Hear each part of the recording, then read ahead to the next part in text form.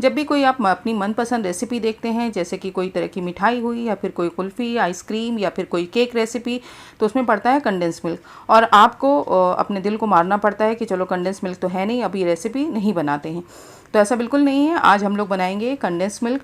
बहुत ही आसान सी रेसिपी होती है, बहुत ही बेसिक इंग्रेडिएंट होते हैं इसके, और घर पे बनाना बहुत आसान है। कुछ चीज़ें ऐसी होती हैं जो हमको लगता है कि नहीं वो सिर्फ मार्केट से ही आती हैं, और अगर वो नहीं होगा तो हमारी रेसिपी नहीं बनेगी और हम अपनी मनपसंद चीज़ें नहीं बना पाते हैं। तो आज हम लोग बनाएंगे कंडेंस मिल्क। बहुत ही आसान चीज़ होता क्या है, ये दूध और शक्कर को पकाया जाता है और उसको गाढ़ा किया जाता है। तो पूरा प्रोसेस जानने के लिए चलिए, मैंने यहाँ पे लिया हुआ है 1 लीटर मिल्क। आप किसी भी तरह का दूध ले सकते हैं, लेकिन अगर फुल फैट यानी कि अच्छा गाढ़ा दूध लेंगे तो ये प्रोसेसिंग में आसानी हो जाती है। यानी कि दूध को हमको बेसिकली गाढ़ा करना है। तो अब उसके लिए क्या करेंगे, ऐसे कोई फैला बर्तन ले लेंगे, मतलब ऐसे भारी तली का, क्योंकि इसको हमें काफ़ी देर तक पकाना है। और उसको पकाने के लिए अगर इस तरह का खुला हुआ बर्तन होगा तो वो प्रोसेसिंग यानी कि वो गाढ़ा दूध जल्दी हो जाएगा। बस यही है। तो आप भगोने में भी कर सकते हैं, कोई कंपल्शन नहीं है, बस थोड़ा सा टाइम ज़्यादा लग सकता है। और जो हमारा दूसरा इंग्रेडिएंट है वो है शुगर। तो यहाँ पे मैंने जो चीनी ली है वो 300 ग्राम करीब ली होगी, और ये मैंने गैस पे चढ़ा दिया है दूध को, और अब दूध को हम उबल जाने देंगे। तो यहाँ पे मैंने नॉन स्टिक कढ़ाई ली है, क्योंकि जब हम दूध को गर्म करते हैं ना तो ये साइड में लगता है, तो इसमें कम चिपकता है और दूध वेस्ट नहीं होता। तो अब ये दूध उबल गया है, अब मैं इसमें डाल दूँगी चीनी। और अब चीनी को डालने के बाद इसको चलाना ज़रूरी हो जाता है। और चीनी को हम स्टार्टिंग में इसलिए डाल रहे हैं क्योंकि जब ये यानी कि दूध और शक्कर जब दोनों साथ में पकते हैं तो बहुत अच्छा सा टेस्ट डेवलप होता है। और ये कंडेंस मिल्क हमारा बाज़ार में जो मिलता है वो मिल्क मेड के नाम से मिलता है, इसको मिल्क मेड ही कहते हैं, और यही हम लोग इंग्रेडिएंट लाते हैं। तो इसके घर इस चीज़ को बनाने के बारे में घर में बिल्कुल नहीं सोचते हैं।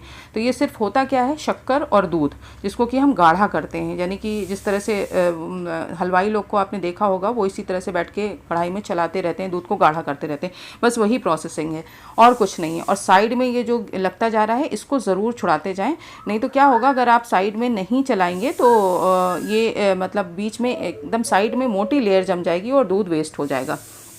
और इसको चलाते लगातार रहने पड़ेगा, नहीं तो कि जल जाएगा तो उसका टेस्ट ख़राब हो जाएगा। तो इसको मैंने हाई फ्लेम पे रखा है, और हाई फ्लेम में प्रोसेसिंग थोड़ी सी जल्दी हो जाएगी, जल्दी गाढ़ा हो जाएगा। और कई बार आप ये देख रहे हैं कि मैं बराबर बीच में भी चला रही हूँ, तली तक चलाना है, ऊपर तक नहीं चलाना है, क्योंकि अगर सिर्फ चम्मच को आपने ऊपर तक चलाया तो हो सकता है कि नीचे वो जल जाए। और साइड से ज़रूर स्क्रैप करते रहें, उसको खुरचते रहें ताकि एक लेयर ना जमे। और तेज़ आंच पे मैं कर रही हूँ, और बीच बीच में थोड़ा सा कम भी कर देती हूँ गैस की फ्लेम को जब वो ऊपर उबलने लगता है। और इस तरह से करते करते इस प्रोसेस को हमको दूध को इतना गाढ़ा कर लेना है कि ये आधे से भी कम बचेगा। तो इस पूरे प्रोसेस में मुझे जो टाइम लगा वो लगा 25 मिनट का टाइम। पूरा मैंने घड़ी देख के किया था, तो मुझे पूरे 25 मिनट लगे इसको करने में। और मैं तेज़ आंच पे कर रही थी, और बीच बीच में जब उबल रहा था बस उसी टाइम पे धीमा किया, और बाकी फिर से मैं तेज़ कर देती थी। तो इस तरह से मुझे 25 मिनट लगे, और अगर आप मीडियम में करेंगे तो आपको शायद ज़्यादा टाइम लग सकता है। तो तेज़ आंच पे ये हो रहा था कि चलाना ज़्यादा पड़ रहा था, क्योंकि बार बार ध्यान रखना पड़ रहा था कि कहीं वो ना हो। तो बड़ी कढ़ाई ले लेंगे तो ये चीज़ प्रॉब्लम नहीं आएगी कि वो उबल के ऊपर आए। तो इस तरह से हमें इसको चलाते रहें। तो अब देखिए यहाँ पे दूध हमारा कम होने लग गया है, और थोड़ा सा कलर भी चेंज हो रहा है, और धीरे धीरे इसका कलर और चेंज होता जाएगा, ये थोड़ा सा पीच कलर में आ जाएगा।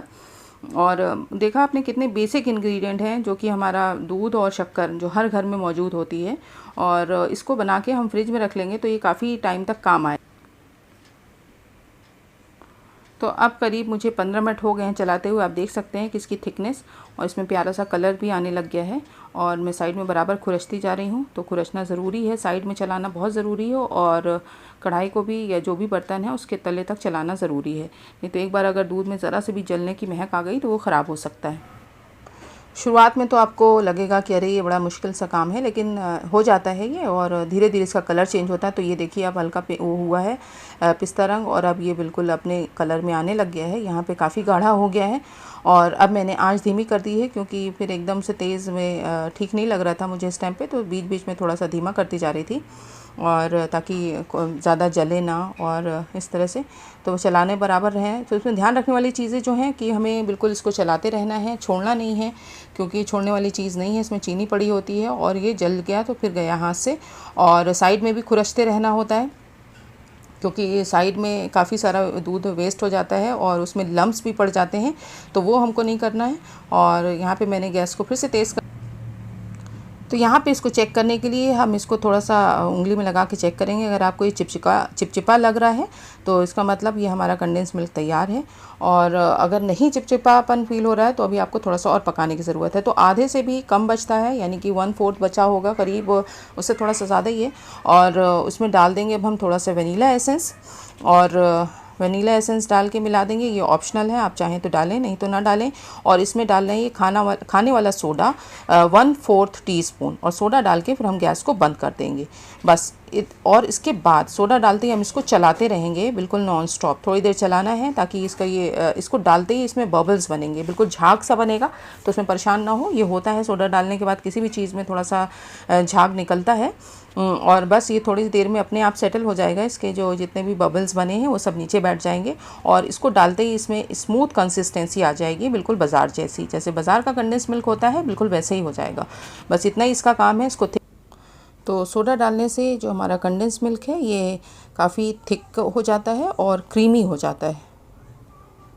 और बस अब इसको हम रख देंगे ठंडा होने को। ठंडा होने के बाद हमारा कंडेंस मिल्क और भी गाढ़ा हो जाएगा, तो तब आप देख सकते हैं। और उस टाइम पे आपको अगर पतला लग रहा है तो आप और पका लेंगे तो ये सही हो जाएगा। यहाँ पे मैं देख रही हूँ ये ठंडा हो चुका है और इसकी कंसिस्टेंसी बढ़िया आई है। अभी फ्रिज में रखने के बाद ये और भी ठंडा होगा, और भी गाढ़ा हो जाएगा। जैसे ही ठंडा होगा ना और गाढ़ा होता है, तो इसलिए हमें बहुत ज़्यादा गाढ़ा नहीं करना है कि फिर वो एकदम बिल्कुल थिक हो जाए और इसमें जो है तो लिक्विड फॉर्म में ना रहे।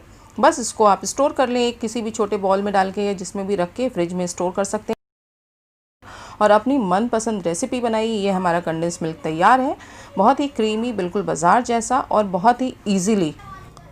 तो अब बनाइए कंडेंस मिल्क घर पर बड़ी आसानी से। चाहें तो ब्रेड स्लाइस में भी लगाकर ऊपर से खा सकते हैं, बहुत ही यमी लगता है। तो ट्राई ज़रूर करिएगा, और समद किचन को फॉलो सब्सक्राइब कर लीजिए, और ऐसी बढ़िया बढ़िया रेसिपी आपको मिलती रहेंगी।